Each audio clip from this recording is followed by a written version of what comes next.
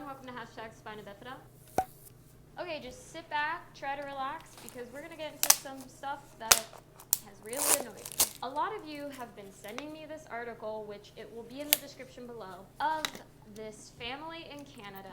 Their kid has spina bifida, and their kid had surgery in utero to treat their spina bifida. Now, before I continue, for those of you watching my video that may not know my channel or know me, I am 25 years old. I have spina bifida, lipo, and myelomeningocele, and I got a lot of opinions about this article. I'm looking at my computer as well to read the article. So this article starts off with its title saying, "Surgeons repair spina bifida in fetus for the first time." That's in baloney Canada, already. Hospital says. First off, this title is garbage. Yeah. It's misleading because you can't repair spina bifida. You can just treat it. And the first Exactly. part of the article does say, "For the first time in Canada, a team of surgeons has successfully performed in utero surgery to repair a form of spina bifida." You didn't repair it. You just treated it. It goes on explaining the family. They found out at the 20-week mark that their kid has spina bifida, specifically myelomeningocele, and they were basically devastated. The doctors made it seem like their kid was going to have a hard life.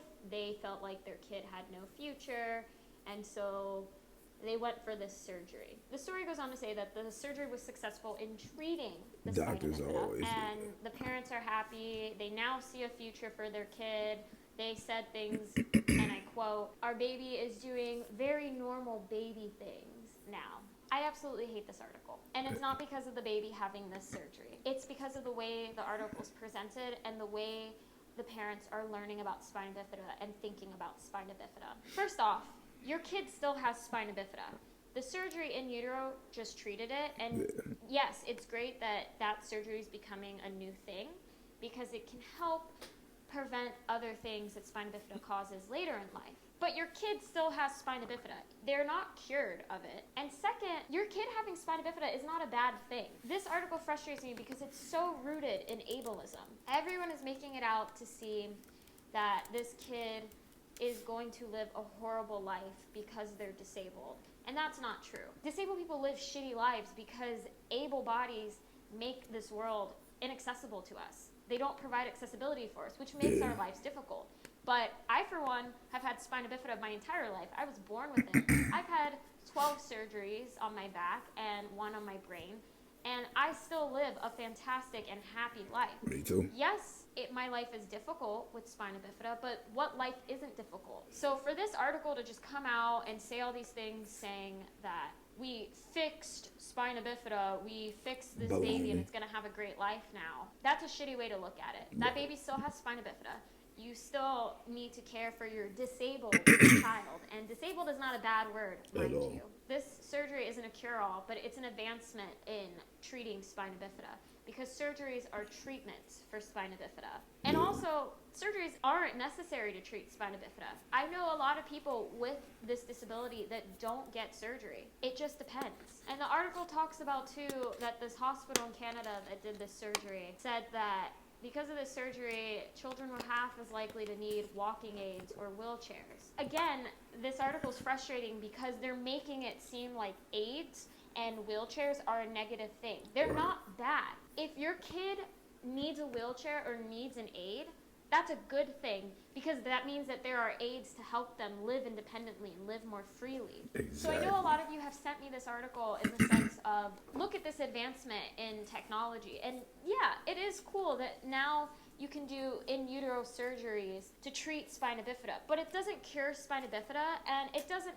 help the lives of people with spina bifida when these articles are written and they're so rooted in ableism and making spina bifida out to be a horrible thing and making stability and mobility aids as a horrible thing. I know everyone likes to talk so openly about Canada being so progressive, but there are things that come out of Canada too that are just as ableist as the US, and we need to acknowledge that. So I'm happy this baby got treated for their spina bifida. What I'm not happy is that this baby is going to be surrounded by these ableist thoughts by their doctors, and their parents are getting fed these ableist thoughts. If you're a new parent and your kid has spina bifida, I highly encourage you to look for voices who have spina bifida. Myself, Tatiana Lee. There's so many people with spina bifida that create content online to educate about our disability. We don't live horrible lives as much as doctors want to make it seem like we do. Anyway, that's my feelings on it.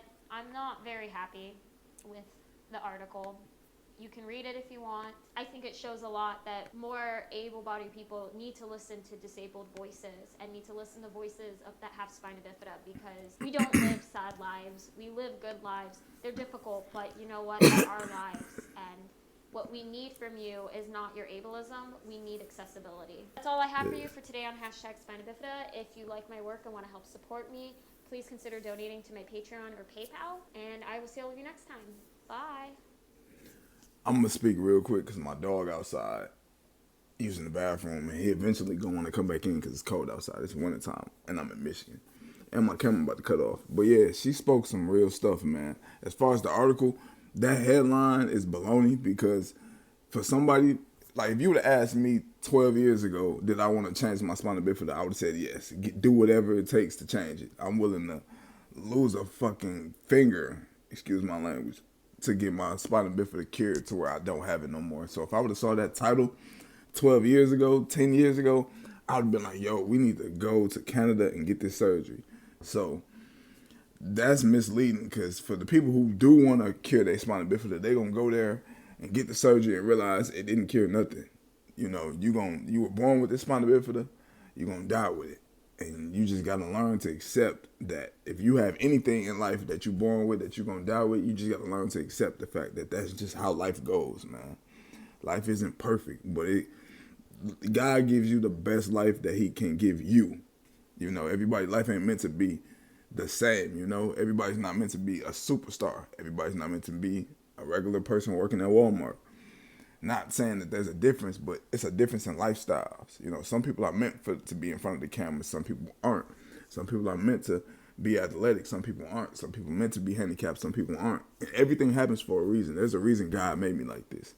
And another thing I want to say is she was right. She made, the world makes having a wheelchair or a walker or crutches or a scooter like a negative thing. And I was so used to looking at it as a negative thing too, because when I would go out in public, back when I was in a wheelchair and using the scooter, people would stare at me. So I used to like match disability aids with different or not normal or just something negative, because it's like, I don't like being stared at, you know. But yeah, man, that's pretty much all I want to say. This article was baloney, and everything she said was right. We need to make everything on this planet more accessible for people that's handicapped, because I know people who can't go certain places because the place don't have an elevator. They only got stairs, and they're in a wheelchair. You can't bring a wheelchair upstairs. And I know people who can't go to certain people's houses. Now, the way a house is built is different. Like, if you buy a house and it's not accessible for a wheelchair, it's probably because you're not in a wheelchair, so you don't need it to be accessible for a wheelchair. But I feel like houses should come with stuff built like that, whether it's like you can connect it to your house or it's permanent. Like me, when I bought my house, it didn't have a ramp for wheelchairs. Now I got a ramp. I was in a wheelchair from age 18 or no, age 19 to like 24 maybe.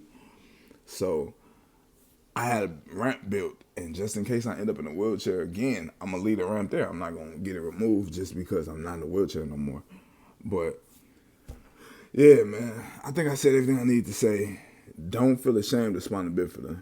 I know it may be easier said than done to not feel ashamed, but I really grew to love myself, man. It took me a long time, bro. I could probably say that I started to love myself with spina bifida. I always loved myself, but I didn't love the spina bifida side of myself. I can honestly say I started to love the spina bifida side of myself around like 2014, and then just year by year. That was 5 years ago. So each year I love myself more and more, and I'm probably gonna love myself. I know for a fact I'm gonna love myself more in 2020 than I did in 2019, man. So y'all stay blessed, and always remember to love yourself and cherish yourselves, because things could be way worse. I promise.